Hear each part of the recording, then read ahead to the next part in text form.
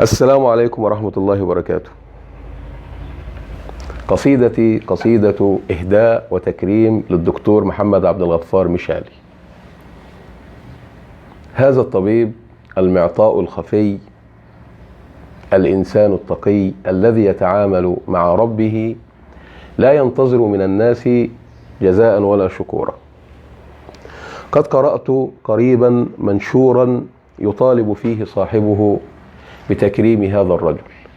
من هنا جاءت فكرة قصيدتي، فكتبت له قصيدة أرجو من محب الإنسانية ومحب الأخلاق ومحب الدكتور محمد عبد الغفار أن يسعوا في توصيل هذه القصيدة لصاحبها الدكتور محمد عبد الغفار مشالي من باب دخول السرور عليه والتكريم له. أقول فيها: يا مشالي، أنا من أنا شاعر، وبضاعتي حرف مغنى ومعنى بالوجدان، فأردت إكراما لك بما أملك من ساحر الألفاظ والتبيان. تقديرنا لك يا مشالي ينجلي بسعادة نهديها لحن أغاني، وحبنا لك دائم لا ينمحي ما عانقت لهوى الفضا رئتان. لك يا مشالي تحية تتزين بالعز والإجلال والعرفان، بالفخر نهديها إليك توددا يا أنك من صارت به قدمان. الآدمية يا مشالي ترتقي بعد التدني كمالك الروحاني. علمتها أن الحياة رخيصة إلا في كسب صالح وإيمان. علمتها أن الحياة رخيصة إلا في كسب صالح وإيمان، فمددت غيثك للفقير وقلبك مأوى له يأتيه في اطمئنان، وأزلت في قلب الحزين كآبة بمشرة الإنفاق والإحسان. فسموت للمجد الحقيق بجودك جود كنهر دائم الجريان. نظر المثيل لنهجك في زماننا، يا واحدا لا مثله في زماني، يا مؤثرا تزكو الحياة بغرسك ويضيء فيها الجانب النوراني، يا مغريا للممسك ومعلما بتواضع معنى العطاء الحاني.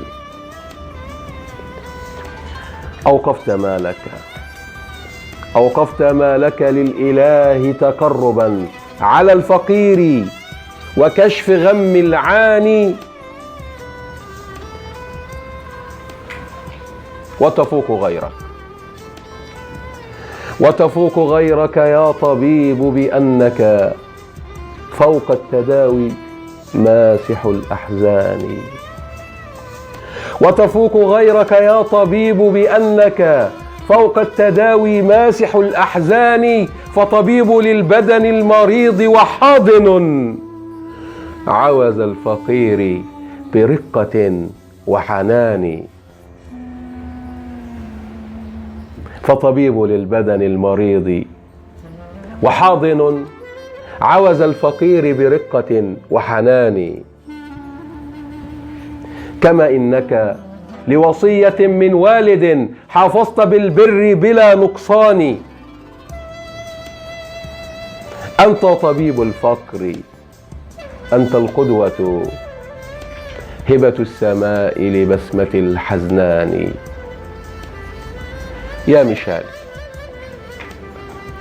الناس من أهل المعادن تنفر، لذوي المظاهر تخضع بإذعان، والآدمية معدن لا مظهر تكليف لا تشريف بالتيجان.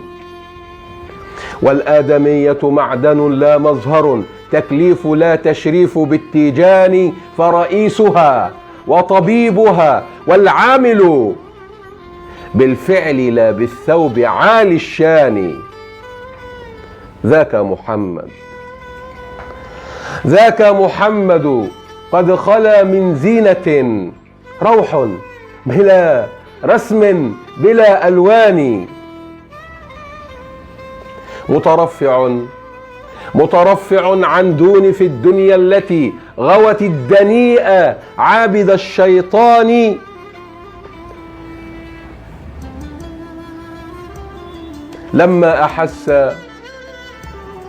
لما أحس دموع قوم تذبح من فقرهم نفسا مع الأجفان، المشالي فتجرد لمبقع ومقطع ليعيد إنسانية الإنسان.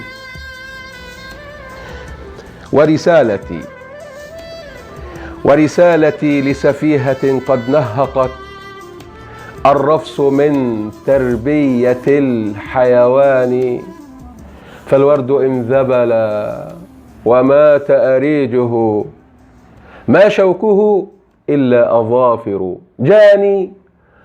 فاحذر تقي الفعل رث